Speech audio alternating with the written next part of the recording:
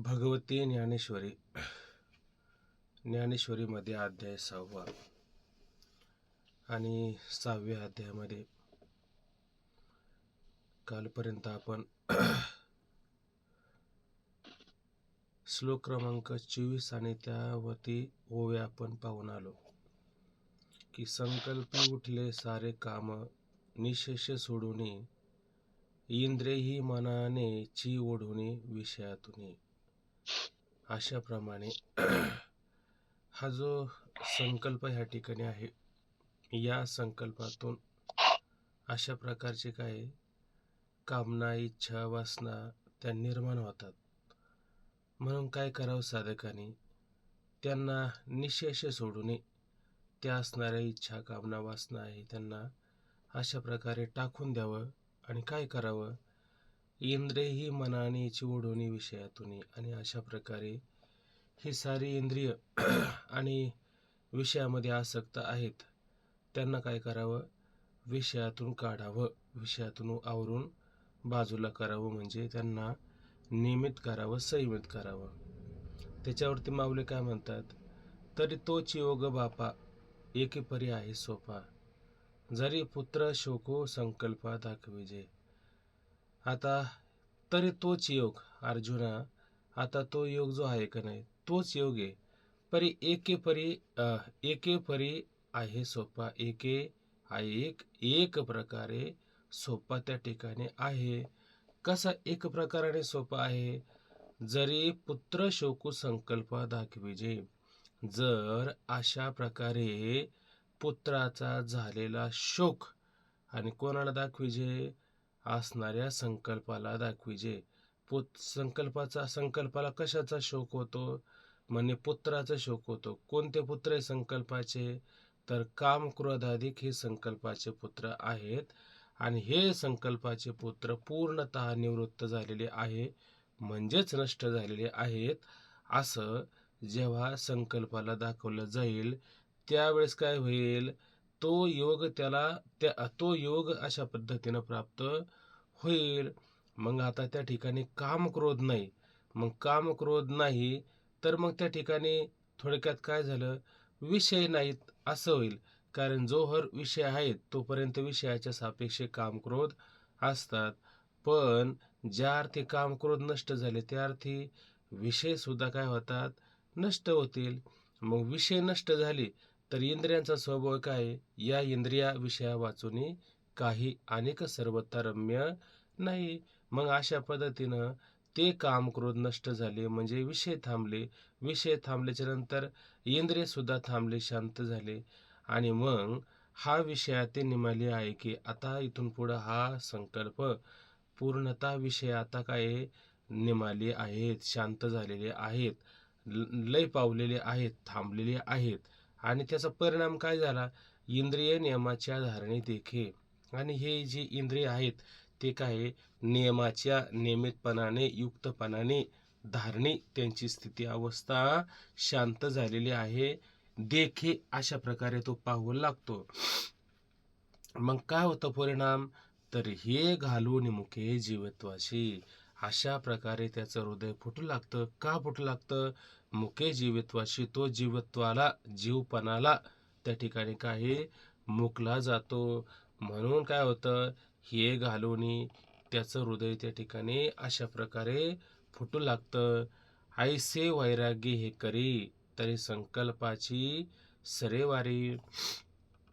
अशा प्रकारचं वैराग्य अर्जुना तू त्या ठिकाणी कर, धारण कर.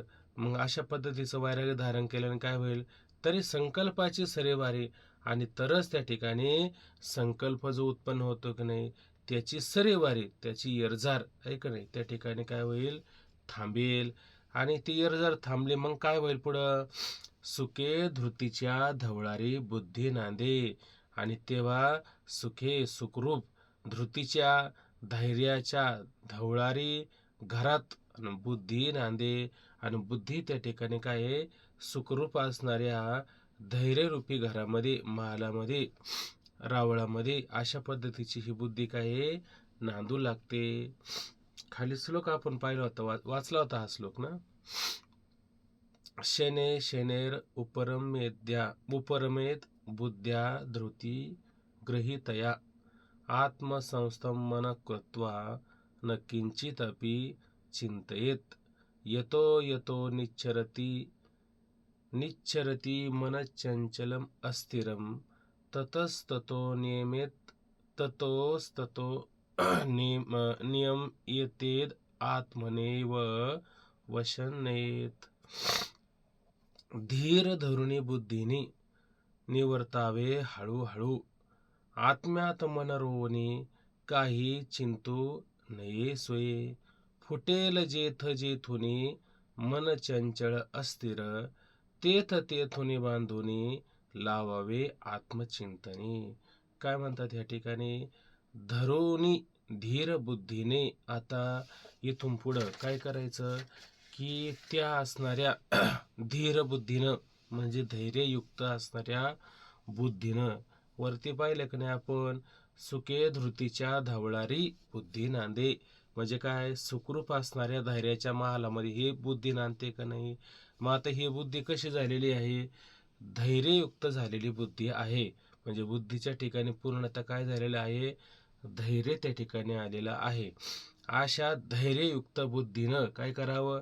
धरुणी धैर्य असणाऱ्या बुद्धीनं काय करावं? निवर्तावे हळूहळू. त्याचं वर्तन चालू आहे ना विषयाकडे धावणं, तर काय करायचं त्याला? त्या विषयाकडे त्याचं वर्तन त्या ठिकाणी काय करायचं? निवर्तन करावं, थांबवावं. पण कसं थांबावं? हळूहळू. एकदम जर थांबवायचा जर प्रयत्न केला तर ते थांबलं जाईल का एकदम व्यवस्थित? थांबलं जाणार नाही, एकदम नाही थांबणार. मग त्याला काय केलं पाहिजे? हळूहळू केलं पाहिजे. कारण अनेक जन्माचे त्याच्यावरती काय असतात? संस्कार असतात. आता किती जन्माचे संस्कार पाहायला गेलं तर अनादिकाळचे संस्कार आहे. किती अनादिकाळचे संस्कार आहे? जसं आपण नेहमी पाहतो, ब्रह्म अनादी, माया अनादी, त्यांचा असणारा संबंध अनादी, तो ईश्वर अनादी, जीव अनादी आणि त्यांच्यामध्ये असणारा भेद हा अनादी काळाचा आहे. बरं, याला असा काही निश्चित काळ आहे का की इतके जन्म झाले आणि मग त्या जन्मापासूनचे संस्कार आपल्यावरती आहे? असं कुठं आहे का नियमात? असं कुठंच नियमात नाही. मग किती जन्म झाले सांगता येत नाही. गणित नाही जी दातारा. आता त्याचं गणितच करता येणार नाही. इतके जन्म झाले, मग इतक्या जन्माचे संस्कार त्याच्यावरती आहेत. आपल्याला असा स्वभाव आहे, आमचं मन ताब्यात काय येत नाही, आमचं मन ताब्यात काय येत नाही. कसं लगेच ताब्यामध्ये येईल? नाही येणार ताब्यावरती. मग ते कधी येणार आहे? हळूहळू. आणि येणार नाही असं होईल का कधी? येणार नाही असं कधी होऊ शकत नाही. ते नक्कीच येणार आहे. पण ते कसं येणार आहे? हळूहळू येणार आहे. आणि कशा प्रकारे येणार आहे? जसं ह्या ठिकाणी भगवंताने आपल्याला त्याची एक प्रकार लिहिला आहे का नाही, करून सांगितले का नाही, अगदी त्या प्रकाराने आपण आपल्या मनाला ताब्यात आणण्याचा प्रयत्न केला तर नक्कीच ते हळूहळू आपल्या काय होतं? ताब्यात येतं. पण मग कधी कधी आपण शास्त्राने सांगितलं तसं न वागता आपण आपल्या मनाने त्याला ताब्यात आणण्याचा प्रयत्न करतो. मनाने आपण आपल्या मनाला कितीही ताब्यात आणण्याचा प्रयत्न करा तर ते ताब्यात येईल का? ते आपल्या ताब्यामध्ये येणार नाही. इथं भगवंताने जी हातवटी आपल्याला सांगितलेली आहे त्या हातवटीच्या प्रकाराने आणि अशा प्रकारे आपण आपल्या मनाला काय ताब्यात आणू शकतो. म्हणून अशा असणाऱ्या धैर्ययुक्त बुद्धीनं आणि काय करावं? त्या असणाऱ्या मनाला काय करावं? हळूहळू बाकीच्या विषयामध्ये वर्तन करते की नाही तिथालचं वर्तन रहित करून म्हणजे निर्वर्तन करून निवर्तावे हळूहळू. आणि काय करायचं? हळूहळू थांबवून आत्म्यात मन रोवणी काही चिंतू नये. आणि अशा प्रकारे ते मन काय करावं? आत्म्यात मन त्या ठिकाणी लावावं. आणि अशा प्रकारे ते मन आत्म्यामध्ये लावावं. पण कसं लावावं? उपरम इथं शब्द आला ना बघा, शने शनेर उपरम ये बुद्ध्या. म्हणजे ह्या बुद्धीच्या ठिकाणी काय करायचं? आधी उपरम करूनच त्या मनाला अशा पद्धतीनं आपण आत्मस्वरूपाच्या ठिकाणी लावू शकतो. पण आता हे उपरम म्हणजे काय बरं? उपरम शब्दाची व्याख्या कोणच्या लक्षात येते का? कसा उपरम करायचा असतो? उपरम नाही कळलं तर उपरती कळेल, नाही उपरती कळाले तर संन्यास तरी कळेल. आहे का? कोणाला आठवतं का? उपरम म्हणजे काय? एक वैराग्याचाच प्रकार आहे. त्याला समाधी षटकामध्ये घेतलं जातं. वेद विहित कर्माची साधने. बघा तिथं पण अशाच पद्धतीनं वर्णन करून सांगितलं. अशीच हातवटी काय, वेद विहित कर्माची साधने काय, स्त्री धन पुत्राधिक याचा काय करावा, विधीपूर्वक त्याग करावा. विषयांना विषयाप्रमाणे नाशक समजून जे काही आत्मप्राप्तीच्या करता ग्रहाधिकाचा त्याग केला जातो त्याला उपरम, उपरती किंवा त्याला कधी कधी संन्यास असं म्हटलं जातं. म्हणजे काय सांगितलं याने, वेदविध कर्माची साधनं काय काय सांगले, वेदविध कर्माची साधनं स्त्री धन पुत्राधिक ही वेदविहित कर्माची काय आहेत, साधनं आहेत. हे वेदविहित कर्माची कसं काय साधनं होतील बरं? त्याचं कारण काय? त्याचं कारण एवढंच आहे, लग्न करताना कसं लग्न केलं जातं, लग्न करताना आपल्या आपल्या नियम काय दिला त्याने, लग्न करताना विधीपूर्वक. मग कशा कोणत्या विधीपूर्वक केला पाहिजे, कोर्टाच्या विधीपूर्वक करायचा का शास्त्राच्या विधीपूर्वक करायचा, शास्त्राच्या विधीपूर्वकच त्या ठिकाणी काय केलं पाहिजे, आपण अशा पद्धतीने विवाह केला पाहिजे. बर, मग तो विवाह केल्याच्या नंतर मग आता त्या पत्नीपासून झालेली संतती हे सुद्धा वेदविहित कर्माची साधनं झाली का नाही, मग का ते वेदविहित कर्माला टाकू नये, ते वेदविहित कर्माला टाकून नाही. मग जसं तुम्ही वेदविहित कर्माची साधनं लग्न वगैरे स्त्री धन पुत्र हे सगळे झाले का नाही, जोडून या धन उत्तम व्यवहारे हे सुद्धा काय शास्त्राने आपल्याला सांगितलं, त्यानुसार आपण धन जोडले का नाही, मुलं झाले का नाही, पत्नी झाले का नाही, संसार झाला का नाही. पण आता हा संसार आता त्या साधकाला काही लाभाचा आहे का, मोक्ष प्राप्त करण्याकरता याची काय आवश्यकता होती, अंतःकरणाची शुद्धी, अंतःकरणाची स्थिरता, इथपर्यंत हे विधविध कर्माची साधनं होती. परंतु आता तो अंतरंगामध्ये गेला ना, मग अंतरंगाची साधना कोणती आहे, ही विधविध कर्माची साधनं ही झाली बाकीची, पण ही कोणती आहे, बाह्य साधना आहे. आणि त्याला साधन कोणतं करायचं, आता आतपर्यंत जाण्याकरता त्याला साधन करायचं अंतरंग. मग ज्ञानाचं अंतरंग साधन कोणतं आहे, श्रवण मनन निधिध्यासन आणि तत्व पदार्थ शोधन. त्याच्यामध्ये श्रवण मनन निधिध्यासन बाजूला होऊन तत्व पदार्थ शोधन हे अतिशय असणार काय अंतरंग साधन आहे. परंतु ते अंतरंग साधन आहे, पण त्या अंतरंग साधनामध्ये साधक अशा पद्धतीनं एकेकी प्रविष्ट होत नाही. मग काय करावं त्याने, मग संशय विपर्य त्या ठिकाणी निर्माण होत असतो. त्याच्या निवृत्तीकरता त्याने काय करावं, श्रवण मनन निधिध्यासन त्या ठिकाणी करावं. मला आता पुढचं सांगण्यापेक्षा उपरती संन्यास मला हे सांगायचंय. मग त्या असणाऱ्या श्रीधन पुत्राधिकाचा काय करावा, त्याग करावा. पण कसा त्याग करावा, जसा तुम्ही विधीपूर्वक त्याचा स्वीकार केलाय, मग त्याग कसा करायचा, विधीपूर्वकच त्याचा त्याग करायचा आहे का नाही. म्हणजे संसाराला काय करायची, तिलांजली द्यायची. आपण म्हणतो की नाही संसारावर तुळशी पत्र ठेवलं, हे तुळशी पत्र ठेवलं म्हणण्याचं तात्पर्य काय, विधीपूर्वक त्याचा काय केला, त्याग केला. का त्याग केला विधीपूर्वक, कारण स्वीकार केला विधीपूर्वक, आणि त्याग सुद्धा काय करायचा, विधीपूर्वकच त्याचा त्याग करायचा. पुढं म्हटलं, विषयांना विषयाप्रमाणे नाशक समजणे. आता हे विषय आहे, या विषयांना विषयाप्रमाणे कावर नाशक समजायचं, याचं कारण काय, याचं कारण असं सांगतात शंकराचार्य विवेक चूडामणी असं म्हटले का हे पंच ज्ञानेंद्रिय आहेत.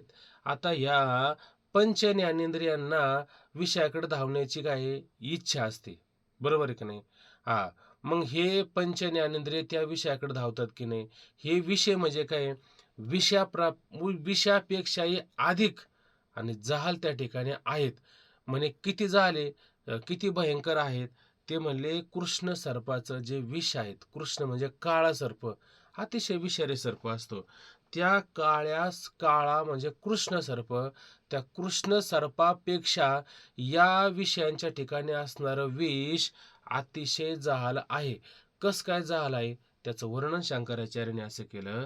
ते म्हणले, हे बघा, कृष्ण सर्पाचं विष आणि तुम्हाला खावा लागेल, बरोबर की नाही, आणि ते खाल्लं तर काय होईल, ते जर विष तुम्ही खाल्लं तर तुमचा ते काय घेईल, प्राणच घेईल, बरोबर की नाही.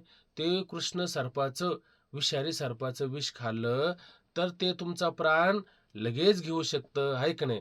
पण किती प्राण घेईन बरं ते ते म्हणले एकदाच प्राण घेतं. कोणतं? ते सर्पाचं विष काय करीन? एकदा प्राण घेईन. पण हे विष खायचं नाही. हे विषयरूपी विष आहे का नाही, हे खायचं नाही. नुसतं पाहायचं. दृष्टीमुखी मरण इंद्रियाच्या द्वारे लावणे ते खरं दुःख मूळ. तुकोबरा म्हणतं का नाही, इंद्रियांच्या द्वारे आहे का नाही. आणि अशा पद्धतीनं काय, नुसतं त्या विषयाकडं पाहिलं किंवा त्या विषयानं आपल्याकडं पाहिलं, काय होतं, त्याला पछाडून टाकीतं. किती काळ पछाडून टाकीतं, किती जन्मोजन्मी पछाडलं जातं का नाही. कृष्ण सर्पाचं विष किती जन्मात मारतं? एका जन्माला मारेल, एका प्राणाला घेऊन जाईन, एका देहाला संपून टाकीन. पण हे विषय मात्र काय, अनेक देहाला जरी आलं तरी पण त्याचे संस्कार काय होतात, आपल्या मनावरती राहत असतात. आणि मनावरती संस्कार राहिले, जसं तुकोबरा म्हणतं का नाही, भोगा कळो येते मागील ते जन्म. भोगानुसार तुम्हाला मागच्या जन्मामध्ये तुम्ही काय केलं, काय विषय भोगले, हे तर कळतं का नाही आपल्याला. कुठंच कळतं, या जन्मामध्ये ते कळत असतं. मग भोगा कळो येते मागील ते जन्म, मागच्या जन्मात काय केलं हे तुमच्या काय भोगावरून कळतं. कसले काय भोगलं म्हणे, विषय तुम्ही त्या ठिकाणी काय भोगलेले आहेत. म्हणजे मागच्या जन्मातले विषय अजून तुम्हाला काय पछाडण्याचं काम चालूच आहे. आणि कृष्ण सर्पाच्या विषयाने काय केलंय, तुम्हाला फक्त मारले एकदा, पण ह्या विषयाने तुम्हाला काय अजून मारायचं काम चालूच आहे. बरं, हे शांत होतात का? हे शांत होत नाही. अशा पद्धतीनं हे विषय म्हणजे काय, कृष्ण सर्पापेक्षा जहाल आहे. म्हणून अशा प्रकारे या विषयांना काय विषयाप्रमाणे नाशक समजावे. आणि काय करावं, की आत्मप्राप्ती करता आणि त्यांनी ग्रहाधिकाचा त्याग. आता हा ग्रहाधिकाचा त्याग म्हणजे कसा, आणि मी माझी आईसी आठवण विसरले जायाचे अंतकरण पार्था तोची संन्याशी जाणं निरंतर. अशा पद्धतीनं घर टाकून वनामध्ये गेला आणि वनामध्ये काय वनिता चिंतू लागला, आहे का नाही. संसार सोडून वना गेला, वनिता चिंतू लागला. म्हणजे वनात गेला आणि कशाचं चिंतन करू लागला, वनिताचं चिंतन करू लागला. असा संन्यास करून चालेल का? असा संन्यास करून चालणार नाही. तुकोबराय म्हणतात की नाही, की वैराग्य ते नव्हे बाईलेच्या त्यागे, ऐक नाही. स्त्रीचा त्याग करणे याला वैराग्य नाही. स्त्रीविषयीची कामना अंतःकरणातून जाणं, पुरुषाविषयीची कामना स्त्रियांच्या मनातून जाणं, यालाच असं वैराग्य त्या ठिकाणी म्हटलं जातं. आता ग्राधिक आगवे काही न लगे त्याजावे, जे घेते झाले स्वभावे निसंग. ते मनच त्या ठिकाणी काय आहे, निसंग झालेलं आहे. म्हणून हाच काय आहे, त्याचा सगळ्याचा त्याग आहे. आणि कशासाठी? आत्मप्राप्ती करता हा ग्रहाधिकाचा त्याग. पण कुठून? अंतःकरणातून त्याग. मग याचा अर्थ दुसरीकडून त्याग धरशाल, पण म्हणजे संन्यास घ्यायला जातो आणि वनाला जातो, वनामध्ये वनिताचं चिंतन करतो, म्हणजे तो संन्यास होईल का? त्याला उपरती झाली असं म्हणता येईल का? ती उपरती नाही, तो उपरम नाही, आणि त्याला संन्यास पण म्हणता येणार नाही. अशा पद्धतीने काय हा जो म्हणजे विचारसागर नाही चालला, फक्त त्यातला आला होता मुद्दा इथं, म्हणून मी बोललो. मग अशा पद्धतीने काय करावं, उपरती त्याने त्या ठिकाणी करावं. आणि उपरती करून काय करावं, हळूहळू ढाळे ढाळे आणि काय करावं, त्या बुद्धीनं हळूहळू त्या मनाला वढून शांत करून आत्म्यात मन रोवणी. आणि आत्म्यामध्ये काय करावं, अशा पद्धतीनं त्या मनाला लावावं. आणि मनाला आत्म्यामध्ये लावून परत बाकीचं काय चिंतन करायचं का? बाकीचं काही चिंतन करायचं नाही. जसं तुकोबरा म्हणते की नाही, एक धरला चित्ती आम्ही रखमाईचा पती. आम्ही एक चित्तामध्ये धरलेला आहे. कोणता? अविनाशी करे आपले आयसे, मन लावी पिसे गोविंदाचे. मनाला कोणतं पिस आहे, कोणतं वेड लागलंय? गोविंदाचं. त्याच्या वाचून आता दुसरं काही आम्हाला आठवतं का? त्याच्या वाचून दुसरं काही आठवत नाही. जसं पतिव्रता स्त्री आहे का नाही, पतीच्या मता आहे का नाही, की अनुसरुणी पतिव्रता आत्महिता अनायासे आत्महिता भेटीची ते, किंवा पतिव्रतेचे हृदय जैसे पती वाचुनी न स्पर्शे. पतिव्रतेच्या हृदयामध्ये पती वाचून तिला दुसरं कशाचंही स्मरण होत नाही. तसं एक धरला चित्ती, आम्ही चित्तामध्ये काय केलंय, एक त्या ठिकाणी धरलेला आहे. आता त्याच्या वाचून आम्हाला दुसरं काय आहे का? आता आम्हा विष्णुदासा एकविध भाव आणि न म्हणो देव अनेकाशी. आता आम्ही अनेकांना देव म्हणेल का? कारण अनेकांना देव म्हणण्याचं तात्पर्य काय? द्वैतात जाणं. आणि आम्ही कोणत्या स्थितीला आहे आता? अद्वैत स्थितीला त्या ठिकाणी प्राप्त झालो. म्हणजे आम्ही देव पाहताना किती पाहतो? एक अशा प्रकारे देव पाहतो. काल ते एक महाराज मी एक रील पाहिले, त्याच्यामध्ये एका स्त्रीनं असा प्रश्न केला, म्हणे श्रेष्ठ देव कोणता आणि मोठा देव कोणता? मोठा देव जसं विचारसागरामध्ये नाही का आपल्याला शेवटी शेवटी सांगितलं, ते 5 जण द्वैतवादी बसले होते. विष्णू उपासक, देवी उपासक, गणपती उपासक हे सगळे, आणि मोठा देव कोणता? असा प्रश्न सुरू झाला त्या ठिकाणी. मग म्हणले, त्यांनी सगळ्यांना समजून सांगितलं. म्हणले मोठा देव आणि छोटा देव नसतं, हे सगळे जे आहे की नाही हे ब्रह्म म्हणायचे याला. हे कोणतं ब्रह्म? मद ब्रह्म, मिश्रित ब्रह्म आहे की नाही. मग हे कोणतं आहे? हे सारं कार्यब्रह्म आहे, आहे का नाही. आणि या सगळ्याचा कारण ब्रह्म वेगळा असतो. जसं माती आणि मातीतून झालेला घट आहे का नाही. मग घट काय? कार्य आहे. पण माती नाही का? मग आकाराला आलं तर माती नाही का? मातीची. पण ती माती कोणती आहे? कार्यरूपाने माती आणि कारण रूपाने माती. माती बदलली का माती एकच आहे. माती मात्र काय आहे? एकच असते. तसं या ठिकाणी देव देव म्हणण्याचं तात्पर्य काय? देव, श्रेष्ठ देव, कनिष्ठ देव, मोठा देव, छोटा देव, अहो सगळे देव कसे? एकच आहे त्या ठिकाणी. जीव सुद्धा कोण आहे? देवच आहे त्या ठिकाणी. मग तो सामान्य आहे का? तो सुद्धा सामान्य नाही, तो सुद्धा विशेषच आहे. जशी घाटातली माती, कोणती माती कोणत्या बाजूने पहा, ती महत्वाचीच आहे का नाही? ती महत्वाची. तसा जीव हा महत्वाचा आहे का नाही? हा जीवच तो त्या ठिकाणी काय खरा देवच आहे, हे पण लक्षात आलं पाहिजे. म्हणजे याच्यामध्ये काही भेद पाहायचा का? याच्यामध्ये अशा पद्धतीनं भेद न पाहता साऱ्यामध्ये एकच पाहणं, हाच एकविध भाव आहे. याच्यामध्ये हा जीव पाहणं, तो देव पाहणं, हा भेद आहे का नाही? हा भेद. मग तुकोबारे काय म्हणतात? आम्ही न म्हणू देव अनेकाशी. आता आम्ही अनेकांना देव म्हणत नाही, आम्ही एकाच देवाला देव म्हणतो. कारण देव मुळात एकच आहे. देवच मुळात आणि नसून एक देव त्या ठिकाणी आहे. म्हणून आम्हा विष्णुदासा एकविध भाव, न म्हणू देव अनेकाशी. पती किंवा आणखीन आम्हा नारायणात शापरे, असे बरेच त्या ठिकाणी प्रमाण आलेले आहे. मग असं काय करावं, की त्या अशा प्रकारे मनाला आत्मस्वरूपाचं चिंतन लावून आणि परत त्याने इतर दुसऱ्याचं कशाचंही चिंतन मात्र करू नये. कारण काय होतं, दुसऱ्याचं चिंतन करायला गेलं की ते बघा ना, सहज असा एक आपण तर्क अनुभव करून बघ बरं. असे शांत बसा तुम्ही, आणि शांत बसल्या बसल्या नुसतं आपण असं विचार करा की घरी कुलूप लावलं, जसं कीर्तनात सांगतात की नाही. बरं, घरी कुलूप लावलं का नाही, त्याची चावी व्यवस्थित मी फिरवली का नाही, टाळा ओढून पाहिला की नाही.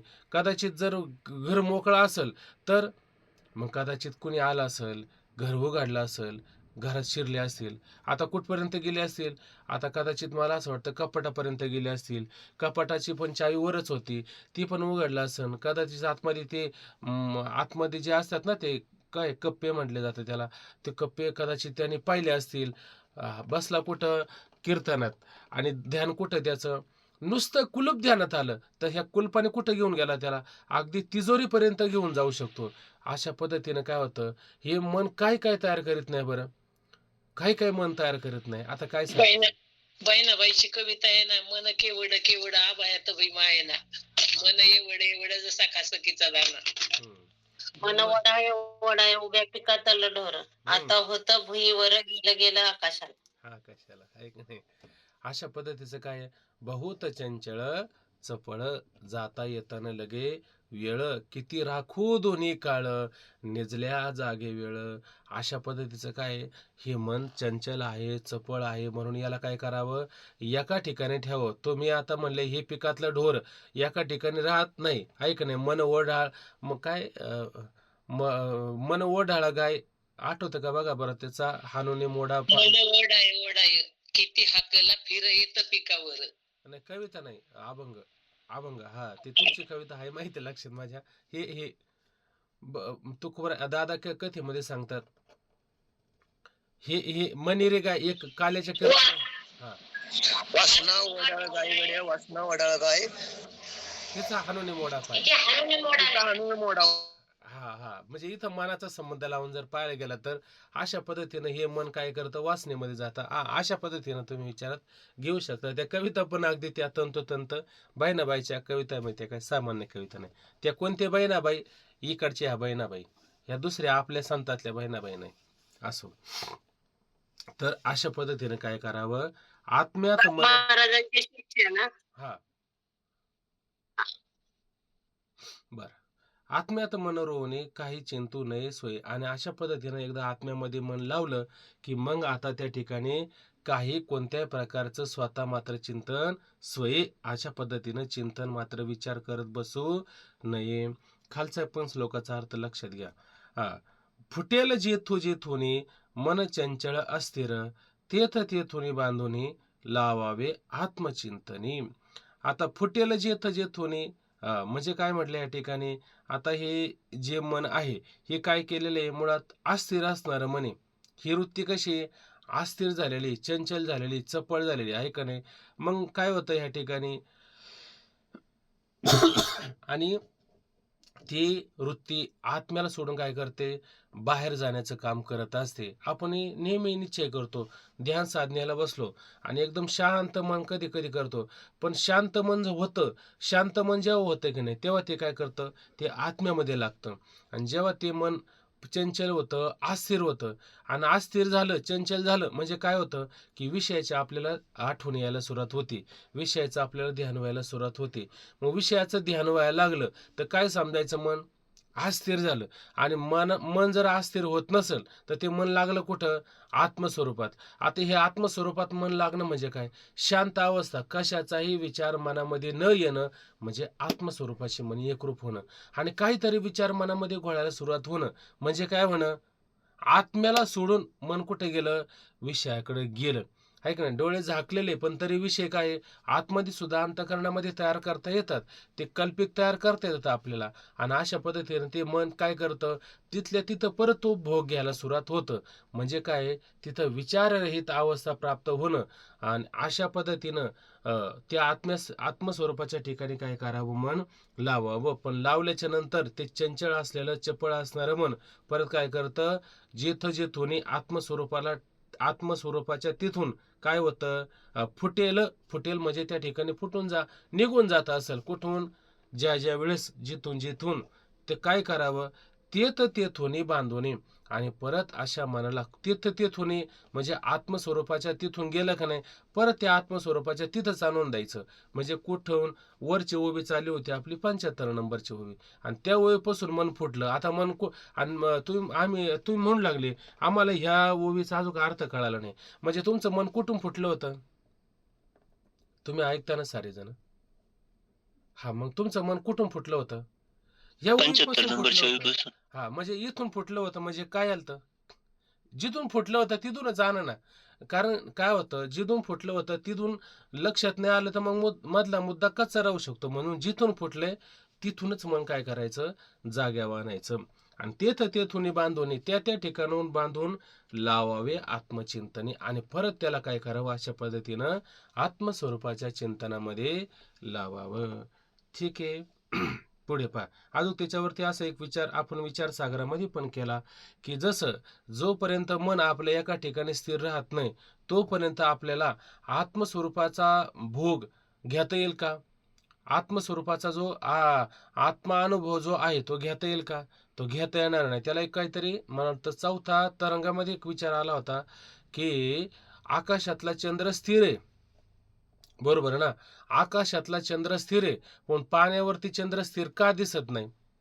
त्याचं उदाहरण देऊन सांगितलं त्याने. म्हणे पाणी काय आहे, हलणारं आहे, आणि पाणी काय आहे, गढूळ आहे. जसा आकाशातला पौर्णिमेचा चंद्र जसा पाहायला मिळायचा आहे तसा आकाशात पाहायला मिळतो का, तसं पाहायला मिळत नाही. आकाशातला चंद्र स्थिर आहे पण पाण्यातला चंद्र हलणारा दिसतो, त्या अर्थी पाणी काय होतं, त्या ठिकाणी हालत आहे. मग चंद्राचं दर्शन का घडत नाही, तसं आपण म्हणतो आम्हाला त्या ठिकाणी आत्मस्वरूपाचं दर्शन होत नाही. का होत नाही, मन चंचल आहे ना. आणि चंचल मनावाल्याने असा विचार केला की आम्हाला आत्मस्वरूपाचं दर्शन होत नाही. होईल कसं, मन आपल्याला त्या ठिकाणी काय आधी स्थिर करावं लागेल. आणि मन जर त्या ठिकाणी काय होतं, स्थिर होतं ना, तर अशा पद्धतीनं काय होतं, आपल्याला त्याचं दर्शन होऊ शकतं. त्याच्यासाठी त्याचं कारण शोधलं पाहिजे. हे मन आपलं अस्थिर का होतं, जसं आपण ते दोन प्रकारचे श्रोते पाहिले की नाही, एक व्याघ्रमुखी श्रोता आणि एक श्वानमुखी श्रोता, असे दोन पाहिले का नाही. हे दोन पाहिले, जसं तुम्ही कुत्र्याला दगड मारला, कुत्रं काय करत असतं, त्या दगडाच्या मागे पळतं, हाय का नाही? आणि हा दगड म्हणजेच काय? हा दगड म्हणजेच विषय, लक्षात घ्या. मग कुत्रा काय करतो? विषयाच्या मागे धावत असतो, आहे का नाही? पण तो विषयाच्या मागे म्हणजे कुत्र्याला दगड मारला, ते कुत्रं दगडाच्या मागे पळतं. तोपर्यंत दुसरा दगड येऊन पेकाटामध्ये पडतो, म्हणजे परत जन्म मारण्याची परंपरा. असं चालू जातं का नाही? पेकाट मोडून जातं, तरी पण ते तसंच चालत असतं. पण एक वाघ असतो, वाघाला दगड मारून पहा बरं. वाघाला दगड, आता हे इथं फक्त संगत लावून घ्या. वाघाला दगड मारताना वाघ काय करतो? दगड आलाय कुठून त्याचं कारण शोधतो का नाही? तसं त्याचं कारण शोधतं आणि मग त्याला कळतं की इकडून दगड आला, म्हणजे त्याचा काय केला पाहिजे आपण? त्याला संपवलं पाहिजे, म्हणजे काय होईल? तिकडून आपल्याकडे दगड येणार नाही. तसं या ठिकाणी कारण शोधलं पाहिजे का हे मन आपलं त्या ठिकाणी अस्थिर का होतंय? ऐक नाही, जसं ज्ञानोबराय म्हणतात की नाही, आयुक्तपण मनाचे दुसऱ्या अध्यायामध्ये बघा सापडतील ओव्या. आयुक्तपण मनाचे तेच सार जाण दुःखाचे. ऐक नाही, दुःखाचं सार काय? आयुक्त चंचलपणा, हेच खरं काय त्या ठिकाणी या दुःखाचं कारणे इंद्रियाचे दमन निके.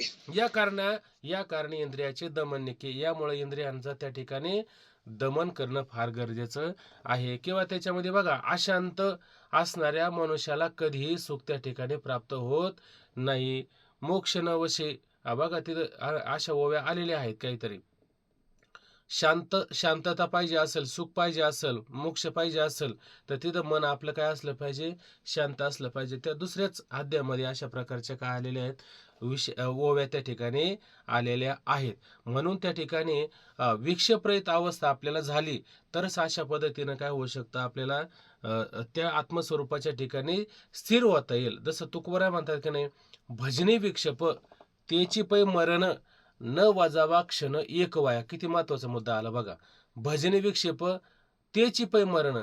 जिथं भजनामध्ये जर विक्षेप येत असेल तर तेच काय साधकाला मरणे, आणि न वाजावा क्षण एक वाया. एक क्षणभर सुद्धा काय वायाला घालू नये. त्याच्यासाठी काय पाहिजे? त्याच्यासाठी तुकोबराने अपेक्षा केली भगवंताकडे. तर ते काय अपेक्षा केली? तुका म्हणे नाही आघाताचा वारा, आणि ते स्थळ दातारा ठावो मागे. काय मागे? तुका म्हणे नाही आघाताचा वारा, कोणत्या प्रकारचा आघात होणार नाही असं स्थळ आम्हाला त्या ठिकाणी काय आहे? अपेक्षित आहे. म्हणून याचा विचार इथं काय करायचा?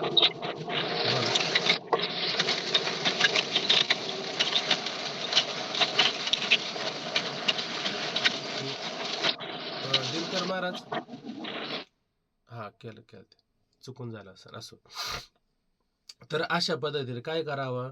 ज्या ज्या ठिकाणून हे अस्थिर झालेलं, चंचल झालेलं जे मन आहे, आणि ज्या ज्या ठिकाणून म्हणजे जेव्हा जेव्हा आत्मस्वरूपापासून सोडून बाजूला होईल, काय करावं? तेव्हा तेव्हा त्या वेळेला काय करावं? त्याला अशा पद्धतीनं तेथून आणि गेलेलं आहे तिथं काय करावं? त्याला आणून परत आत्मस्वरूपाच्या चिंतनामध्ये अशा प्रकारे लावावं. चला आता पुढची म्हणून आयुक्तपण मनाचे त्याची सर्वस्व दुःखाचे, या कारणे इंद्रियाचे दमन निके. हो, झाले ना. आणि त्याच्या खालची ओवी तुम्ही म्हणतो तर ती, तैसे प्राप्ते ही पुरुषे इंद्रिये लाळलेली जरी कौतुके, तरी अक्रमीला ज्ञान दुःखे संसारिका. हा. बुद्धी धैर्य होय वसोटा, मनाते अनुभवाच्या वाटा, हळूहळू करी प्रतिष्ठा आत्मभोनी.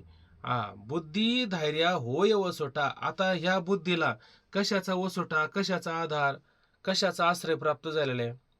वरची ओवी पाहिजे. वरची ओवी खालच्या ओवीचे काय असते बरं? वरच्या ओव्या खालच्या ओवीच्या काय असतात? अवतरणिका असतात की नाही? मग लक्षात घ्यायचं. श्लोकाचं थांबा, आता इथं अवतरणिका पहा काय म्हणलं त्याने. बुद्धी धैर्य. आता ही सुखे धृतीच्या धावळारी बुद्धी नांदी, म्हणजे सुखरूप अशा धैर्याच्या महालामध्ये ही बुद्धी नांदतेत का नाही? ही बुद्धी त्या असणाऱ्या सुखरूप धैर्याच्या महालामध्ये नांदणारी आहे. म्हणून त्या बुद्धीला आता वसोटा, आश्रय, आधार काय झालेला आहे? धैर्याचा अशा प्रकारे काय आहे? बुद्धीला वसोटा, आधार त्या ठिकाणी प्राप्त झालेला आहे. मग ह्या बुद्धीला अशा पद्धतीने धैर्याचा आधार प्राप्त झाल्याने काय होईल? मनाला अनुभवाच्या वाटा. आणि अशा पद्धतीने काय आहे? ह्या मनाला अनुभवाच्या कोणत्या अनुभवाच्या वाटा? आत्म अनुभवाच्या वाटा, आत्म अनुभवाचा मार्ग, असं लक्षात घ्या. तो काय होतो? सापडतो. बघा, याची संगत लावून घ्यायची. जोपर्यंत बुद्धीला धैर्याचा आश्रय प्राप्त होत नाही, तोपर्यंत या असणाऱ्या मनाला आणि आत्मानुभवाचा मार्ग सापडेल का? या मनाला आत्मानुभवाचा मार्ग सापडणार नाही. मग आधी काय व्हावं लागेल? आधी बुद्धीच्या ठिकाणी काय आहे? धैर्याचा आश्रय प्राप्त होणं फार गरजेचं आहे. ती धैर्याच्या घरामध्ये बुद्धी काय आहे? सुखाने आधी नांदलेली पाहिजे. जर बुद्धी धैर्याच्या घरामध्ये सुखाने नांदेल, तिला धैर्याचा जर त्या ठिकाणी आश्रय प्राप्त झाले, तरच काय होईल? मनातील अनुभवाच्या वाटा, आणि अशा प्रकारे या मनाला आत्मानुभवाचा मार्ग त्या ठिकाणी काय आहे? सापडेल, किंवा आत्मानुभवाच्या मार्गाला तिला लावता, मनाला त्या ठिकाणी अशा प्रकारे काय करता येईल? लावता येईल. बर. पुढं काय? हळूहळू करी प्रतिष्ठा आत्मभुवनी. आणि मग अशा पद्धतीने काय करायचं? हळूहळू. कुठं कुठं कुठं प्रतिष्ठा करायचं? कुठं स्थान पक्क करून घ्यायचं? जे सापडले का नाही? काय सापडले तुम्हाला? कोणता अनुभव सापडलाय? आत्मा अनुभव. आता हे मन कुठं काय करायचं? स्थापन कुठं करायचं? जे त्या ठिकाणी अनुभवाला आले का नाही, त्या ठिकाणी काय करायचं? हळूहळू स्थापन करायचं. एकी राहील का? बरं, पहिली गोष्ट, आपल्याला बाकीच्या विषयामध्ये ना जास्त आवड असते, बाकीच्या गोष्टीचा जास्त अनुभव असतो. लोकांना तुम्ही सांगायचा प्रयत्न करा की पारमार्थामध्ये अधिक प्रकारचं सुख आहे, विशेष प्रकारचं सुख आहे. हे अज्ञान लोकांना कळतं का? अज्ञानी लोकांना कळत नाही. अज्ञानी लोक चांगली वरपडून इकडून तिकडून आले का? आता ते काल डॉक्टर बाबांचा व्हिडिओ कोणी ऐकला असेल तर पहा. म्हणजे त्यांना फार तिकडं सुख वाटतं. मग ते म्हणले असे थकून भागून सगळीकडे आले का? मग म्हणतात तिकडं काही खरं नाही, इकडंच खरं आहे का नाही? मग इकडं खरं आहे ना, मग आता इकडं काय करा तुम्ही? हळूहळू हळू असे इकडं काय करा? शांत व्हा. ते म्हणले आम्हाला आता हे इकडं सगळं काही कळत नाही, ते ओव्या, त्याचे अर्थ, अमुक तमुक, आणि आम्हाला तरी कुठं लय कळालं? आम्हालाही कळायला उशीरच झाला, आणि तुम्ही पार उशिराने आले उशिराने ते काय हरकत नाही. 1 तास उरला खटवंग राहायशी, 1 तासात हे काम होऊन जातं, आहे का नाही? तसा काळ आपल्याला भरपूर पडलेला आहे. म्हणजे पार अगदी पार जायची वेळ आली तरी घाबरू नये माणसाने, तोपर्यंत काय संधी आपल्याला असते. मग काय करायचं? एकदा इकडं चटक लागली, एकदा इकडं गोडी लागली का काय करायचं? हळूहळू, एकदम नाही त्याच्यामध्ये हे होता येणार.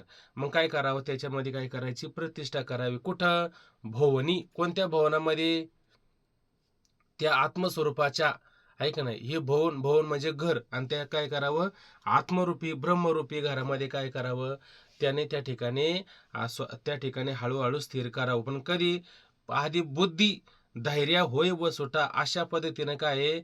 या बुद्धीला धैर्याचा वसोटा झाला पाहिजे. बुद्धीला फार महत्वाचा मुद्दा आलेला आहे. जसं ज्ञानोबराय म्हणतात की नाही, पहिल्यांदा बुद्धीला धैर्याचा वसोटा कधी होईल? बुद्धीचे वैभव आणणे नाही दुजे, एका केशवराजे सकळ सिद्धी, आहे का नाही? अशा पद्धतीने बुद्धीचा विचार होत असेल तरच बुद्धीला काय धैर्याचा वसोटा होऊ शकतो. किंवा तुकोबराय म्हणतात, दुर्बुद्धी ते मना कथा नुबजो नारायणा. आमच्या मनामध्ये दुर्बुद्धी कधी उत्पन्न होऊ नये. म्हणजे काय होईल? अशा पद्धतीने धैर्याचा आश्रय मात्र सुटणार नाही, आणि अशा पद्धतीनं बुद्धी एक ठिकाणी आपलं धैर्याचा तिला आधार आला तर मग पुढे काय होईल? आणि मनात या अनुभवाच्या वाटा, आणि अशा प्रकारे मनाला अनुभवाचा मार्ग त्या ठिकाणी मिळेल, सापडेल, आहे का नाही? पण कोणता? अनुभवाच्या वाटा. कोणती गोष्ट करत असताना जर त्या गोष्टीमध्ये अनुभव नसेल तर त्याच्यात आपल्याला समाधान आहे का? अनुभवाशिवाय समाधान नाही आपल्याला, आहे का नाही? अनुभव असेल तरच त्या ठिकाणी काय होतं? समाधान असतं. जसं तुकोबराय म्हणतात का नाही, अनुभव वाचुनी बडबड, आहे का नाही? कोणत्याच प्रकारचा अनुभव नाही आणि त्याची बडबड चालू असेल तर ती बडबड काय कामाची आहे का? ती बडबड काही कामाची नाही. मग इंद्रियाचा जय, वासनेचा क्षय, संकल्प हिवरी नाही म्हण. मग तुका म्हणे नाही जाणीव अंतरी, आंतर्या थारा, आंतर्या थारा काय शब्द काहीतरी आहे, न करी रे संग राही रे निश्चळ, लागो नेदी मळ ममतेचा, या नावे अद्वैत खरे ब्रह्मज्ञान, अनुभव वाचुनी बडबड तुका म्हणे नाही जाणीव आंतर्या थारा आनंदाचा. एवढा त्या ठिकाणी आनंदाचा काय आहे? सागर असतो. पण ते कधी कळल? अनुभवाने कळल. आणि तुकोबरांना अनुभवाने कळलं का नाही? अनुभवाने ते म्हटले, पहा माझा अनुभव केला देव आपुला. पुढं काय? पहा माझा अनुभव केला देव आपुला. उत्तर व्हावे ते कडे, असं काहीतरी आहे. म्हणजे मी जे जे मागितलं, ऐक नाही, जे जे जयाशी रुचे ते करे समोर. सर्वज्ञ उदार मायबाप. जे ज्याला अपेक्षित आहे ते तो सर्व काय करतो? पुरवण्याचं कार्य करतो. हा माझा काय त्या ठिकाणी असणारा अनुभव आहे. ऐक नाही. म्हणजे तुका म्हणे ते पाहिजे अनुभव. ह्या सगळ्या गोष्टी होण्याकरता काय पाहिजे? आपल्याला अनुभव पाहिजे. शब्दाचे गौरव का म्हणे? शब्दाचे गौरव म्हणजे माझ्यासारख्याला कसं बोलायला जमते आता? याचा काहीच उपयोग नाही. म्हणजे काय पाहिजे इथं? इथं अनुभव पाहिजे. जर अनुभव नसेल तर शब्दाचे गौरव काही कामाचे आहे का? शब्दाचे गौरव सुद्धा काही नाही. शास्त्रीय पारिभाषिक शब्दाची योजना करून दुसऱ्यावरती छाप मारता येईल. आणि अनुभव नसेल तर अनुभव वाचून ती नुसती काय होऊ शकते? बडबड होऊ शकते. म्हणून शिन होतो कधी कधी अनुभवाचा आपल्याला. बघा, तुका म्हणे शिन होईल अनुभवाविनं. ते चालल्यात दरवर्षी वारीला जातात, महिनाभर चालतात आणि थकून घरी येतात. म्हणे काय झालं? म्हणे का गये तो का नाही केला तो कुछ नाही. कानडीनं केला मराठा भ्रातार. एकाचे उत्तर एका नाही. लग्न झालं, सगळं झालं, पण त्याला सुख आहे का? सुखच नाही. काय कळतच नाही. कशामुळं? तुका म्हणे शिन होईल अनुभवा विन. म्हणून म्हटले बाबा, न सांगाय वर्म जगी असू द्यावे भ्रम. जगी असू द्यावा भ्रम.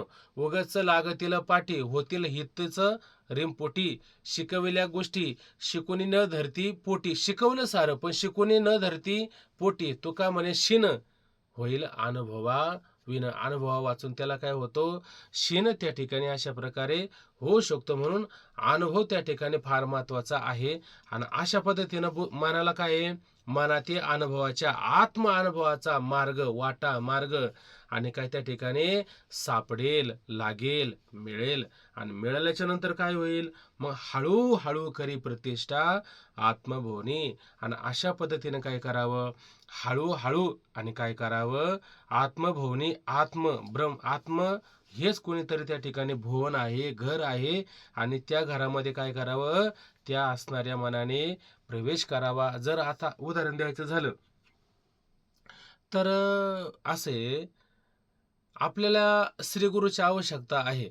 आणि एखाद्याच्या माध्यमातून आपल्याला श्रीगुरू जर प्राप्त झाले, आहे का नाही, तर एकाएकी एकदम जवळीक होते का आपले? नाही जवळीक होत. मग आपण हळूहळू, आहे का नाही, जरा थोडं जाणं, थोडं बसणं, थोडी चर्चा करणं. मला असं असं वाटतंय, तसं तसं वाटतंय, याच्याबद्दल मला थोडं सांगा. ही ओवी माझी जरा थोडी आडून पडली. अच्छा, म्हणजे तुम्ही ओव्या पण वाचता का? हा, मग वाचतो ना. बरं, वा वा, ह्या काही याचा अर्थ असा असा लावू शकता. मला अभंग पण आडून पडतोय या. मग ते म्हणतात वा वा वा, हे जरा थोडे चांगलेच बरं का, यांना जरा ज्ञानेश्वरी गाथ्यातलं जरा थोडी जास्त आवड आहे. हळूहळू हळूहळू आणि नंतर असं म्हणतात वा वा वा, हे एक आता हे ना, हे फार महत्वाचे आहे. आपल्याला फार महत्वाचे साधक मिळाले. हे कसं? हळूहळू. एकदम होईल का? एकदम होणार नाही. तसं ह्या मनाला आत्मभवनामध्ये काय करायचं? आपल्याला स्थिर करायचंय. आत्मस्वरूपाच्या घरामध्ये स्थिर करायचं. पण कसं? हळूहळू. आणि हळूहळू करायचं. पण त्याच्या आधी काय? त्याचा अनुभव सुद्धा, अनुभवाचा मार्ग सापडला पाहिजे. तो कधी सापडेल? बुद्धीला बाहेर धैर्याचा ओसोटा झाला तरच त्या ठिकाणी सापडेल. काय होतं? मनाचा एक स्वभाव, जसं आकाशामध्ये विमान चाललंय का नाही, आणि कशाने पाहिलं? बुद्धीनं पाहिलं, आहे का नाही? का डोळ्याने पाहिलं? डोळ्याने पाहिलं. डोळा का पाहिला? मन चंचल आहे ना, मन तिथपर्यंत गेलं, आहे का नाही? आणि पाहिल्याच्या नंतर मग मनात विचार आला, किती छोटंसं विमान आहे. खाली पाहिलं तर किती मोठं विमान होतं. पण बुद्धी म्हटली तेवढं नाही, ते आकाशात गेल्यामुळं तेवढं छोटं दिसतं. बुद्धीने लगेच निश्चय केला का नाही? बुद्धीने निश्चय केला. पण मनाने असा विचार केला, मग आतली लोक तर दिसत नाही. बुद्धी म्हणले, आतली लोक नसली तरी आत लोक असल्याशिवाय ते विमान उडू शकत नाही. म्हणजे बुद्धीनं काय करायचा? बुद्धीनं अशा पद्धतीनं धैर्याचा निश्चय करत राहायचा, सारखा निश्चय करायचा. आणि तोच खरा काय बुद्धीला आश्रय. तो बुद्धीला आश्रय झाला की मन त्याच्या आधाराने काय होतं? हळूहळू अनुभवाला येत असतं. आणि अशा पद्धतीनं त्याला इथं फक्त आत्मा अनुभवाला आलं की त्या आत्मा अनुभवाच्या घरामध्येच आणि ब्रह्म अनुभवाच्या घरामध्येच हळूहळू त्याला काय करायचं, स्थिर त्या ठिकाणी करायचं. प्रतिष्ठा म्हणजे त्याची स्थापना त्या ठिकाणी अशा पद्धतीनं करायची. याही एके परी प्राप्ती आहे विचारी, हे न ठके तरी सोपारी अनेक एके. याही एके परी, अशा एका प्रकाराने वरील सारे मुद्दे लक्षात घ्यायचं. ह्याही एके परी, अशा एका प्रकाराने काय प्राप्ती आहे. कशाची प्राप्ती आहे? विचार करून पहा, कशाची प्राप्ती आहे बरं? तुम्ही ऐकताना सारे ब्रह्मस्वरूपाची. ब्रह्मस्वरूपाची प्राप्ती ह्याही एके परी, ह्या एका प्रकाराने काय ब्रह्मस्वरूपाची प्राप्ती आहे. अशा प्रकारे विचार करून पाहिल्यावरती आपल्याला कळते. विचार करून पाहिले तर अशा प्रकारे ब्रह्मस्वरूपाची प्राप्ती आहे. ऐक नाही कसं तर वरील ओव्या सगळ्या काय करायच्या, लक्षामध्ये घ्यायच्या. आता हे न ठके तरी सोपारी अनेक एके. आणि हे न ठके शब्दाचा टके केला इथं बरं का. टके शब्दाचा अर्थ काहीतरी कालेच्या अभंगामध्येच हा एक शब्द आलेला आहे, आता नाही आठवायचं मला, असू द्या. इथं ठके असे एक शब्द इथं केलेला आहे. त्याचा अर्थ काय होतं इथं 12 नंबरला पहा. हे घडत नसल्यास बरं का, हे घडत नसल्यास, काय घडत नसल्यास, ह्याही एके परी प्राप्ती आहे विचारी, अशा एका प्रकाराने विचार करून पाहिला तर ब्रह्मस्वरूपाची प्राप्ती होते. हे न ठके. आणि हे जर प्राप्त होत नसेल म्हणण्यापेक्षा हे जर जमत नसेल, किंवा हे साधन होत नसेल, किंवा हे होण्यासारखं नसेल, तरी सोपारी अनेक एक. आणि जर होत नसेल तर ऐका नाही, सोपारी याच्यापेक्षा सोपं, याच्यापेक्षा सुलभ, याच्यापेक्षा सहज, अनेक एक असं साधन त्या ठिकाणी आहे. एके शब्दाचा एके शब्दाचा ऐक किंवा एक प्रकारचा अजून त्या ठिकाणी साधन आहे. म्हणजे मग तुमच्याकडे साधनाचे नक्की किती प्रकार आहे? साधनाचे प्रकार असतात ना, का साध्याचे प्रकार असतात? साध्य तर एकच असतं आपल्याला, गाव एकच असतं, पण मार्ग किती असतात? अनेक असतात. ह्या मार्गाने गेलो, ह्या मार्गाने फारच त्रास झाला, बर आता एक काम करा, त्या मार्गाने जाऊ नका, मी तुम्हाला दुसरा मार्ग सांगतो. म्हणजे मार्ग काय अनेक आहे. तसं या ठिकाणी काय साधनं अनेक त्या ठिकाणी आहे, पण सगळ्याचं साधन जर वेगवेगळं असेल, पण साध्य कसं आहे, एकच आहे. जसं तुम्ही दुकानात जाता की नाही, दुकानामध्ये गेल्याच्या नंतर तीच वस्तू आहे का नाही, पण मग छोट्या स्वरूपात मोठ्या स्वरूपात बदलून आपल्याला मिळते की नाही. किंवा दुकानामध्ये भरपूर काय साहित्य असतं, पण आपल्याला काय आपल्या अधिकार परत्वे. मला असं वाटतं मागच कुठंतरी ओळी होऊन गेले बघा, माऊलीने तो गठ्ठा उचकून काढला त्या गिरायका करता. गावतात का बघा त्या ओव्या कुठं तुम्हाला? मालाचा गठ्ठा कुठं ठेवला होता? आतमध्ये ठेवला होता. म्हणजे नव्हता का? होताच. मग तुम्हाला हा नाही जमला तर तो घ्या, तो नाही जमला तर तो घ्या, पण पर्याय आहे का नाही आपल्याकडं? जसं तुकोबराय माहिती का नाही, तुका म्हणे पोते देवे भरले नव्हे रीते, आहे का नाही. हे पोती भरलेली का मोकळी आहे? एका जनार्दनी मांडले दुकानं, हे दुकान मांडले का नाही साधू संतांनी देवानी? हे दुकान मांडलेले, याच्यामधली पोती भरलेली का मोकळी आहे? याच्यातली सारी पोती भरलेली. तुम्ही फक्त म्हणा काय पाहिजे तुम्हाला. आतमध्ये सारे गठ्ठेचे गठ्ठे ठेवलेत माऊली म्हणतात, पण त्याचा अधिकारी मिळाला का आम्ही काय करतो, तो गठ्ठा मात्र सोडायला सुरुवात करत असतो. म्हणून अशा पद्धतीनं हा मार्ग नाही तर तो मार्ग, तो मार्ग नाही तर तो मार्ग, काय सारं त्या ठिकाणी आहे.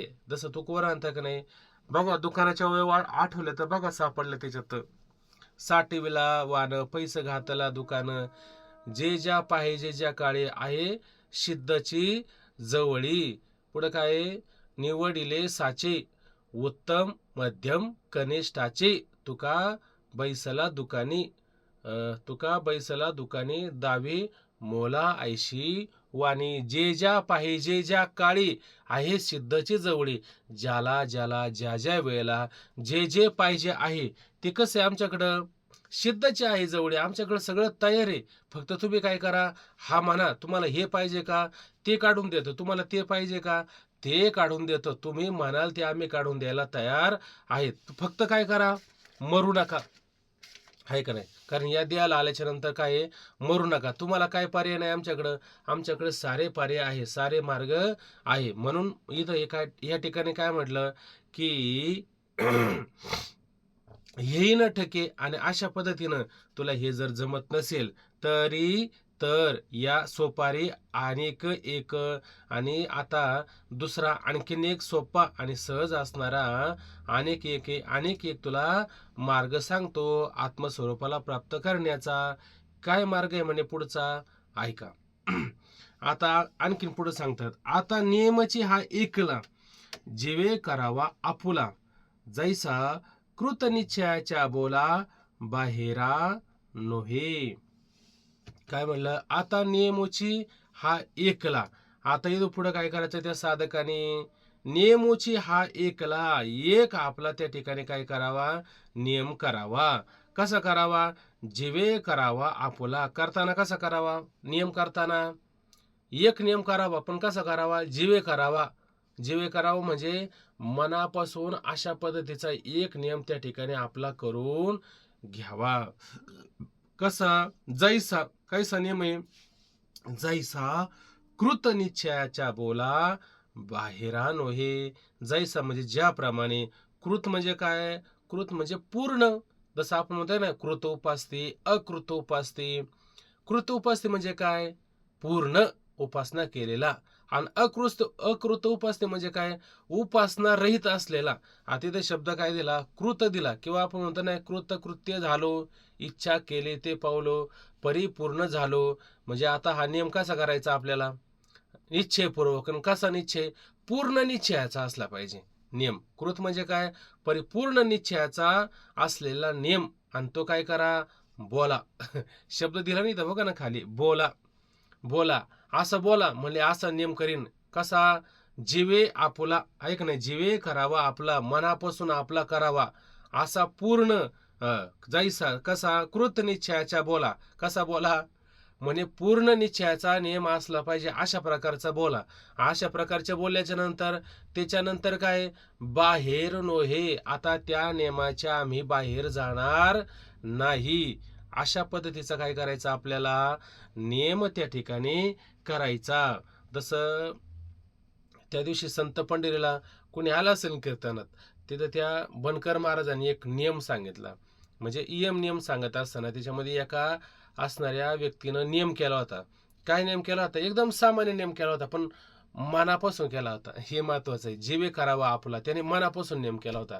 काय नियम केला होता की एखादा वारकरी आणि वारकऱ्याचा गंध जोपर्यंत पाहत नाही तोपर्यंत अन्नाचा कण सुद्धा पोटामध्ये जाऊ देणार नाही, म्हणजे जेवायचं नाही. असं त्याने काय केला, नियम केला. आणि नियम असा असतो, 12 वर्षापर्यंत नियम केला का तो सिद्धीला जातो, असा नियम असतो. तसं त्यांनी ठरवलं की 12 वर्ष मला हा काय करायचा आहे, नियम करायचा आहे. नियम केला त्याने आणि पक्का नियम केला, निश्चयच होता. मग रोज सकाळचा उठला की सगळं देवपूजा वगैरे उरकली, आपलं सगळं अंगिक उरकलं का गावामध्ये जायचं आणि एक वारकरी कुठंतरी शोधायचा आणि त्या वारकऱ्याच्या कपाळाला गंध पाहायचा. आणि गंध पाहिला की मग घरी जायचं, जेवायचं, मग बाकीचे कामं आपली करायचे. असा त्याचा काय नियम असायचा. पण असं करता करता काय करावं, गावामध्ये एकाच आडनावाचे लोक भरपूर असतात ना कधी कधी. आणि मग आता पडलं सुतक. मग आता एवढं नाही त्याने सांगितलं, पण मी जरा जास्त सांगतो त्याच्यात, म्हणजे तुम्हाला संगती लागलं. त्या पडलंच होतं गावामध्ये. आता म्हणजे ह्या आडनावाच्या लोकाला सुतक पडलं, त्या आडनावाच्या लोकाला सुतक पडलं. मग आता सुतकात तर गंध लावला जात नाही. आता सुतकात गंध लावला जात नाही आणि सुतक किती दिवसाचं असतं, 10 दिवसाचं सुतक असतं. आता 10 दिवस कसं काय करायचं, आणि गावात आता कोणी दिसत नाही. बरं कोणाचा का होईना गंध तर पाहिलाच पाहिजे का नाही, तरच जेवायचं ना. काळजीच लागली. आता कसलं आता सुतक फिटत नाही, 10 दिवस काहीच नाही, अन्न नाही आणि पाणी पण नाही. मग आता काय करावा, पार अगदी खजील झाल्यासारखा एकदम शांत झाला पार एकदम. आणि बसला आपल्या एका शेतामध्ये जाऊन. शेतामध्ये घर येता येता झाड होतं, झाडाच्या त्या खुंट्याला बुंद्याला असा पाठ लावून बसला होता, आहे का नाही. आणि तिथं झालं असं की समोर काही रात्री चोराने काय केल्या होत्या, चोऱ्या केल्या होत्या. आणि चोऱ्या केल्या होत्या आणि मग त्याने पाहिलं इकडे काही जवळपास कोणी नाही. आणि मग त्याने काय केलं, चोऱ्या तिथं ते चोऱ्या केल्या होत्या, त्याच्या वाटण्या सुरू झाल्या होत्या, आहे का नाही? वाटण्या सुरू झाल्या होत्या. पण आता हा सगळं बघत आहे तिकडं, पण मात्र त्यांच्याकडे त्याचं लक्ष जाईना. याच्याकडलं हे चोऱ्या केल्यात, हे पैसे मोजतात, याच्याशी त्याला काही घेणं देणं नव्हतं. फक्त गंध का दिसत नाही याची काळजी.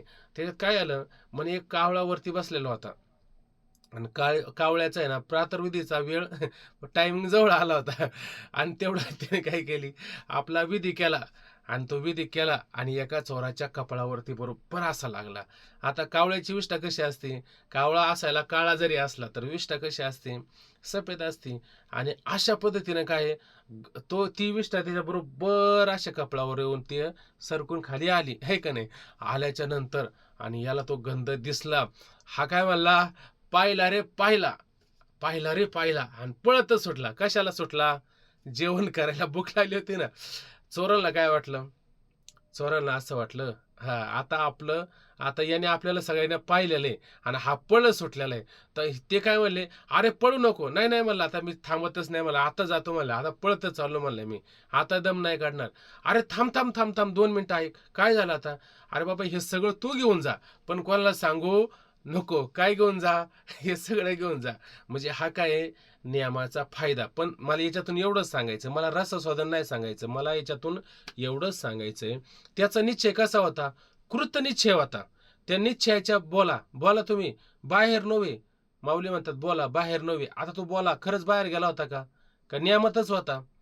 हा, जैसा कृतनिश्चयाच्या बोला बाहेर नव्हे.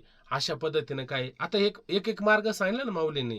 हा, म्हणून आता कुठे गेली बाबी, जैसा कृतनिश्चयाच्या बोला बाहेर नव्हे, अशा पद्धतीनं तो त्या असणाऱ्या पूर्ण निश्चयाच्या बाहेर मात्र जाता कामा नये. पुढे पहा.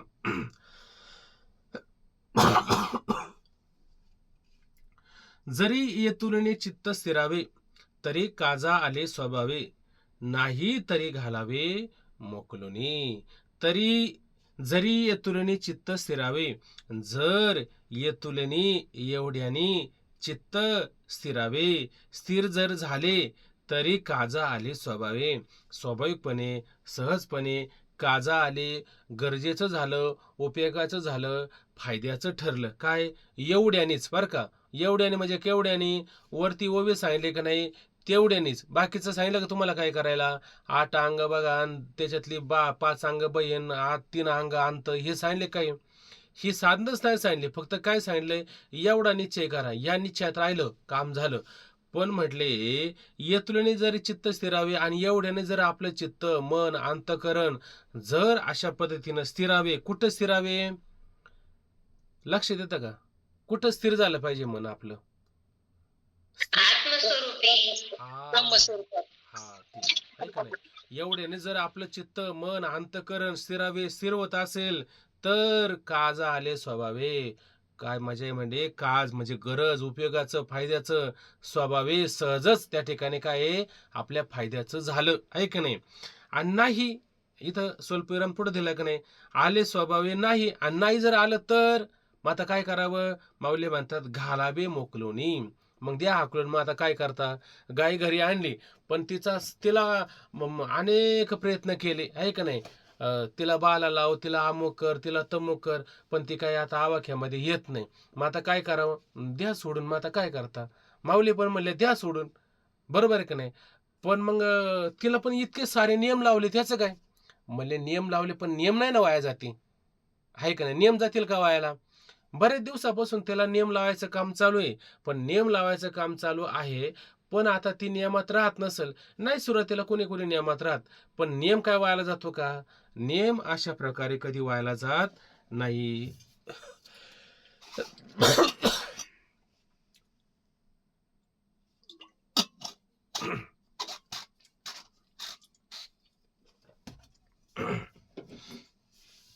जरी येतून चित्त स्थिरावे, तरी काज आले स्वभावी. एवढे जर आपलं चित्त वेळ होत आली ना, आता मी पटकन घेतो चला. जरी येतून चित्त स्थिरावे, आणि एवढे जर आपलं चित्त मन त्या ठिकाणी स्थिर होत असेल, तरी काज आले स्वभावे, तर खरोखर त्या ठिकाणी स्वाभाविकपणे आपल्या गरजेचं उपयोगाचं झालं. आणि नाही जर नसेल तर घालावे मोकलणी. आणि अशा पद्धतीनं त्या मनाला आणि काय सोयरतेने वागायचं असेल आणि काय कुठे भटकायचं असेल, काय करा, मोकलूनी आणि मोकळं करून त्या ठिकाणी सोडून द्यावं, आहे का नाही? किंवा तुकोरांचा एक अभंग आहे बघा. तुका म्हणे आता आम्ही नवजो दवडीता. आठवतं का कोणाला पूर्ण ते अभंग? ना आठवत ना? नसन तर जाऊ दे, चला काय हरकत नाही. म्हणजे अशा पद्धतीनं ते असं असणारं मन आहे. ते जर मन आता आणि स्वाधीन करण्याचा प्रयत्न केला, जर येत नसेल तर मग अशा पद्धतीनं त्याला हाकलून द्यावं, काढून द्यावं. पुढच्या वेळी बघा, मग मोकलिया जे थ जाईल, आता तुम्ही मोकळं करून दिलं, सोडून दिलेलं आहे. मग मोकलिया आहे का नाही, जे थ जाईल, जिकडे जाईल का नाही मन, जिकडे जाईल आहे का नाही, तिकडे तेथून नियमाची घेऊन येईल. आणि जिकडे गेल्याच्या नंतर काय करेल, नियमच घेऊन येईन त्याला. काय घेऊन येईन त्याला माग, नियमच घेऊन येईल का नाही त्याला. म्हणे संध्याकाळ झाली आणि संध्याकाळी काय करायचा असतो, हरिपाठ करायचा आहे. टायमिंग झाला ना, जाऊ दे कुठे फिरायला, संध्याकाळ टायमिंग झाला, आपले टाळ कुठे, घरी, चिपळा कुठे, घरी, आणि चला घरी. टायमिंग झालं ना, आता आता नाही थांबत म्हणे. का, त्याला नियम काय करतो, चला घरी. कुठं घरी, आपल्याला हरिपाठ करायचा आहे. म्हणजे त्याला घेऊन कोण आला माग, नियमाची. इथं काय दिलं बघा ना, नियमाची घेऊन येईल. त्याला कोण मागे घेऊन येईल, त्या मनाला त्याने केलेला नियमच त्या ठिकाणी काय माघारी घेऊन येईल, आहे का नाही. आणि तुम्हाला आता त्या ठिकाणी उदाहरणं सापडतील, आहे का नाही. जसं तुकोबराय म्हणताय का नाही, माझी मज झाली आनवर वाचा, छंद या नामाचा घेतलाशी. नामाचा काय केला, छंद. पहिल्यांदा छंद होण्याकरता काय केला होता, नियम केला होता. आता तो नियम आता तुकोबरानं ऐकतो का, आंतरीचे धावे स्वभावी बाहेरी. प्रार्थविधीला जरी गेले तरी पण स्वभाव मात्र राहतो का, इतका असा नियम केल्यामुळं ते नामस्मरण घ्यायचं मात्र राहत नाही. आणि लक्षात घ्या, आपला जर नियम चुकला तर आपल्याला काय होतं, बेचैन झाल्यासारखं होतं, आहे का नाही. पण तो नियमातला असला पाहिजे, हे महत्वाचं. याला जरा जोर द्या. तो कसला असला पाहिजे, तो नियमातला असला पाहिजे. आपण जर नियमातले नसेल आणि उगाच नियमाचा दिखावा करत असेल, तर त्याने काय होणार नाही, मग त्याला नियम माघारी आणू शकत नाही.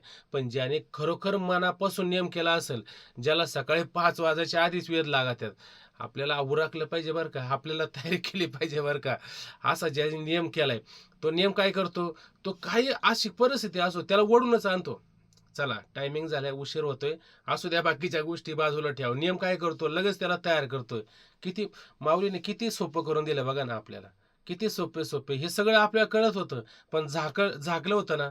मग प्रगट गुह्य केलं, आहे का नाही. हे प्रगटच केलं का नाही, जे गुह्य होतं ते सगळं आपल्याकडे होतं. माऊली हळूहळू तुमच्याकडेच आहे, तुम्हालाच त्या ठिकाणी सांगतात आणि समजून सांगतात. म्हणून म्हणतात बाबा, मग मोकलिया जिथे जाईल, जाऊ दे. त्याला कुठं जायचंय, त्याला पिक्चर व्हायला जायचंय, त्याला तमाशाला जायचं, ते देगलूरकरांचं ऐकलंय. त्या मनाला जिकडं जायचं तिकडं जाऊ दे. पण एक दिवस तेच मन काय म्हणेल, नको बाबा, आता इकडं थांबण्यात काय अर्थ नाही, आपलं तिकडंच चला, इकडं काही मजा राहिलेली नाहीये. जसं ते एकनाथ महाराज होते आणि त्यांचे जावई होते. ते जावई चांगले, शास्त्र वगैरे त्यांना सगळं कळत होतं, सगळे अवगत होते. शास्त्री पाहूनच मुलगी दिली ना त्यांना, अशा पद्धतीनं. पण नंतर हळूहळू संगतीमुळं काय झालं, संगतीमुळे इकडं तिकडं भरकटले आणि मग मुलगी आली. म्हणले असं असं करतात जावई. मग त्या जावयाला म्हणे त्याने समजून सांगितलं. म्हणले आमच्या मुलीला कळत नाही का, वेश्यांच्या कोठ्यावर जाणं, हे करणं ते करणं काही नवीन गोष्ट थोडी असते, पण आमच्या मुलीला कळत नाही. नाथ महाराजांचे सांगण्याची हातवटी विलक्षण होती. जाऊ द्या, तिला थोडं समजून सांगा. काय समजून सांगू, म्हणले असं करा, त्या मुलीला जरा तो गीतेचा पाठ वगैरे थोडा समजून सांगा. म्हणजे मग तिला एक थोडा तासभराचा पाठ घ्यायचा, अर्धा तासाचा घ्यायचा, आणि आपलं तुम्ही तुमच्या पद्धतीनं कुठं दारू प्या, काय करा, या सगळ्या सगळ्या साध्या गोष्टी असतात, बाया माणसाला कळत नाही. अशा पद्धतीनं तुम्ही काय करा, त्यांना सांगा. म्हणजे मग ते मला त्या त्रास देणार नाही. बरं बरं म्हणले, मग तेवढं सांगतो म्हणले, ते मला येतं. आणि मग ते सांगायला गेले. हळूहळू सांगता सांगता त्यांनी नियम केला. काय, वैश्यांच्या कोठ्यावर जाण्याच्या आधी नियम करायचा, आपल्या बायकोला गीतेचा पाठ शिकवायचा. गीतेचा पाठ शिकवायला सुरुवात व्हायची. आणि मग त्याच्यात बायकोने विचारायचं, मग मला हा मुद्दा समजून सांगा, वर कोण खाली कोण, वर कोण खाली कोण. म्हणजे खाली हत्ती वर राजा. हत्ती म्हणजे कोण आणि राजा म्हणजे कोण, मला हे कळत नाही, खाली कोण वर कोण. अगं वर आहे ब्रह्म आणि खाली ब्रह्म, अच्छा अच्छा, हे ब्रह्म, असा मुद्दा. म्हणजे त्या बायकोने काय केलं, समजून सांगता सांगता त्यालाच नियमात आणलं आणि त्याने पण नियम केला. आणि अशा पद्धतीनं हळूहळू हळूहळू मग आता त्या बाकीच्या वेश्याचा कोठा, अमुक तमुक, दारू पिणं, हे ते भांग गांजा सगळ्या सुटल्या. त्याच त्याला जागृती झाली. कशामुळं? नियमाने झाली. नियम आहे ना, प्राण जाये परी वचन न जाये, रघुकुळ रीत चाला. आमचा नियम काय? रघुकुल रीत चला सदा चली आई. नियम आमचा आहे काय? काय नियम आहे? प्राण जाये परी वचन न जाये. अशा प्रकारे तो नियम, आणि तो नियमच काय करतो? त्याला परत तिथं आणून घालतो. कुठून?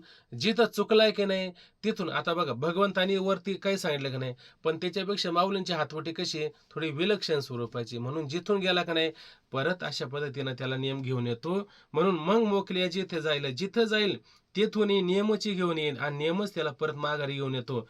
आयशेनी स्थैर्याची होईल सवेचे या, अशा स्थैर्याची स्थिरतेची होईल सवेची या. आणि त्याला सवेची आहे का नाही सवय त्या ठिकाणी हळूहळू त्याला यया यया म्हणजे या असणाऱ्या मनाला आपोआप त्या ठिकाणी होऊ लागेल. असा सरळ अर्थ. थांबायचं आता. थांब, उशीर झाला. पुंडलिकावरद हरी विठ्ठल, श्री ज्ञानदेव तुकाराम, पंढरीनाथ भगवान की जय, माऊली ज्ञानेश्वर महाराज की जय, जगद्गुरु तुकाराम महाराज की जय, सब संतन की जय. रामकृष्ण. रामकृष्ण हरी. माऊली. रामकृष्ण. रामकृष्ण.